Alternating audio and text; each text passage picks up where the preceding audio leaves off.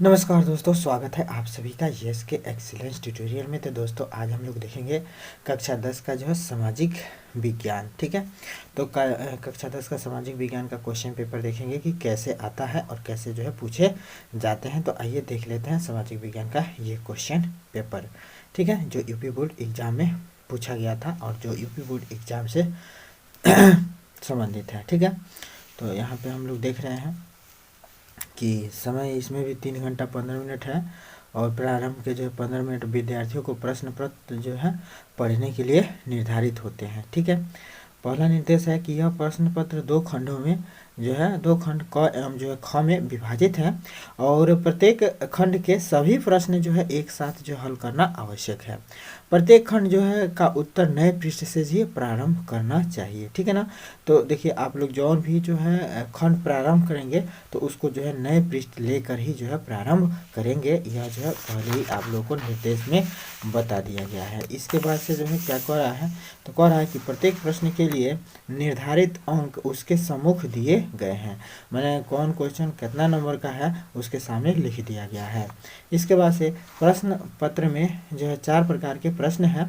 बहुविकल्पीय, अति लघु उत्तरीय, लघु उत्तरीय व दीर्घ उत्तरीय प्रश्न हैं, जिसके संबंध में निर्देश उनके जो है आरंभ में दे दिए गए हैं कि क्या आप लोग को करना है। इसके बाद से क तथा ख खंडों हेतु दिए गए मानचित्रों को उत्तर पुस्तिका में मजबूती के साथ संलग्न जो है करना आवश्यक है।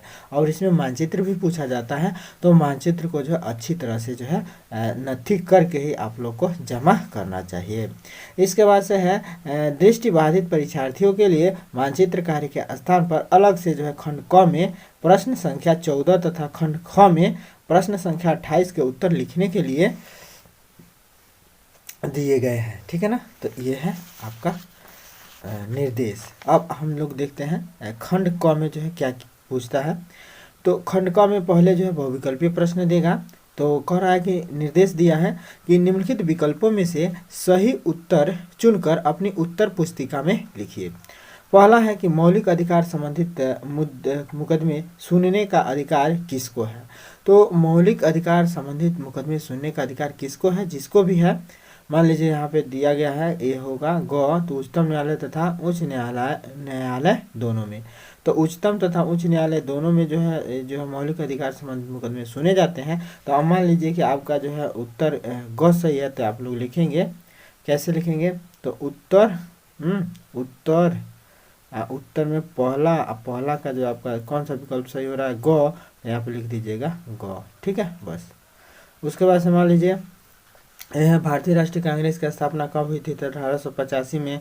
तो यहाँ पे मान लीजिए कि लिखेंगे उत्तर और दूसरा क्या क्या दूसरा क्या, अगर आपका ख सही है तो यहाँ पे लिखेंगे दूसरा क्या ख, बस। ठीक है, और प्रश्नोत्तर संख्या खंड क जो है डालेंगे 1 2 3 4 है। खंड क में 1 2 3 4 ऐसे उत्तर 1 का, फिर उत्तर 2 का, फिर उत्तर 3 का। जैसे कि प्रथम विश्व युद्ध किस वर्ष समाप्त हुआ था, तो किस वर्ष समाप्त हुआ था, प्रथम 18 तक 1918 तक जो है समाप्त हुआ था, 1914 से चल के है। तो 1918 में ख़त्म हुआ था। तो मान लीजिए ख हो रहा है, तो यहाँ लिखेंगे उत्तर और तीसरा क्या ख, बस। ठीक है, और लिखने की ज़रूरत नहीं है, वरना ये लिखने से को गड़बड़ भी हो जाता है। तो देख लीजिएगा, अगर ध्यानपूर्वक लिखेंगे तो इसको भी लिख सकते हैं, नहीं लिखेंगे तब भी नंबर उतना ही मिलेगा। ठीक है, फिर आगे देखते हैं हम लोग। अब यहाँ पे देखिए क्वेश्चन नंबर 4 है, भारत का जो प्रधानमंत्री होते हैं ये किसके प्रति जो है उत्तरदायी होते हैं इनमें से। तो यह जो है लोकसभा के प्रति जो है उत्तरदायी होते हैं। तो आपका चौथा का ग सही हो जाएगा। ठीक है, उसके बाद से है 5वां, राज्यसभा का पदेन सभापति कौन होता है।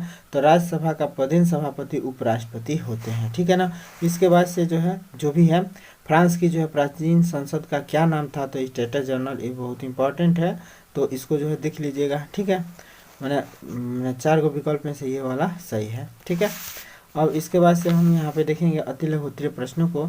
तो अति लघु उत्तरीय प्रश्न देखिए, पहला है कि लोक अदालत की जो है कोई दो विशेषताएं लिखिए, ठीक है।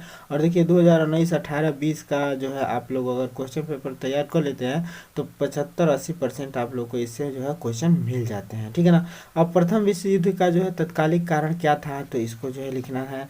लोकसभा अध्यक्ष के दो प्रमुख जो है कार्य बताइए, ये सब करना है, ठीक है ना। उसके बाद से लघु उत्तरीय प्रश्न में जो है यहाँ पे देखिए अथवा करके दिया है, तो अथवा जब दिया रहेगा तो या तो इसको कीजिए या तो इसको कीजिए, ये नहीं कि दोनों कर दीजिएगा, ठीक है ना।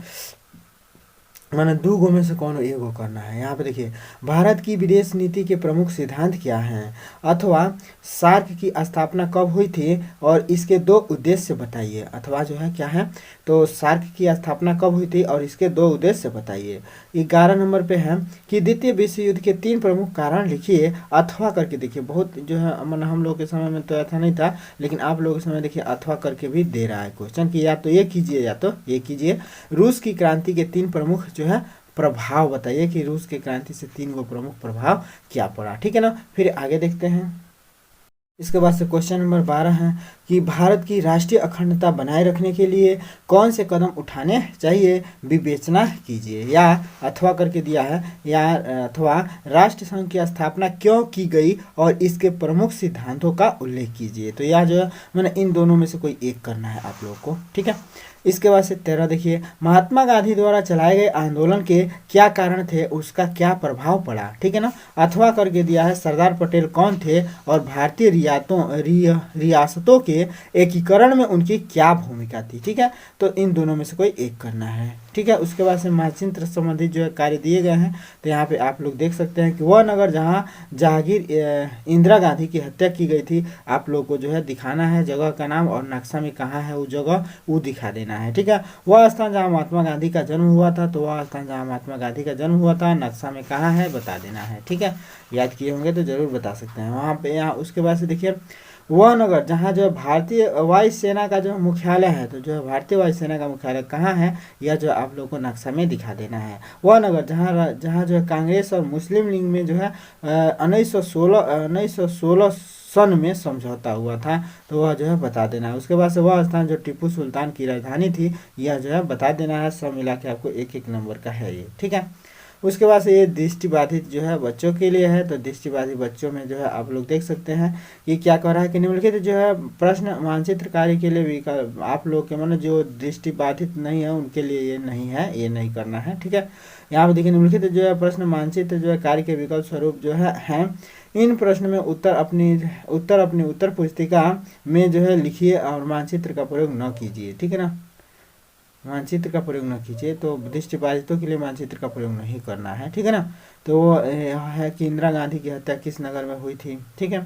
उस स्थान का नाम बताइए जहां महात्मा गांधी का जो है जन्म हुआ था। और देखिए बहुत ज़्यादा कोई डाउट हो ना, प्रश्न पत्र न समझ में आए, तो आप लोग वहाँ जो भी टीचर होते हैं परीक्षा हाल में उन लोगों से आप क्लियर कर सकते हैं, ठीक है ना। कोई दिक्कत नहीं होगा, तो क्लियर ये जो है सब क्लियर करने के लिए वहाँ के जो भी टीचर हैं उनसे जो है आप लोग क्लियर कर सकते हैं। उसके बाद से देखिए सन 1916 में जो है कांग्रेस और मुस्लिम लीग के बीच जो है किस नगर में समझौता हुआ था, टीपू सुल्तान की राजधानी कहाँ थी, यह जो है आप लोग को बता देना है केवल, ठीक है ना। इसके बाद से आगे देखते हैं। अब इसके बाद से देखते हैं खंड ख में। तो खंड ख में जो है देखिए बहुविकल्पी प्रश्न दिया गया है।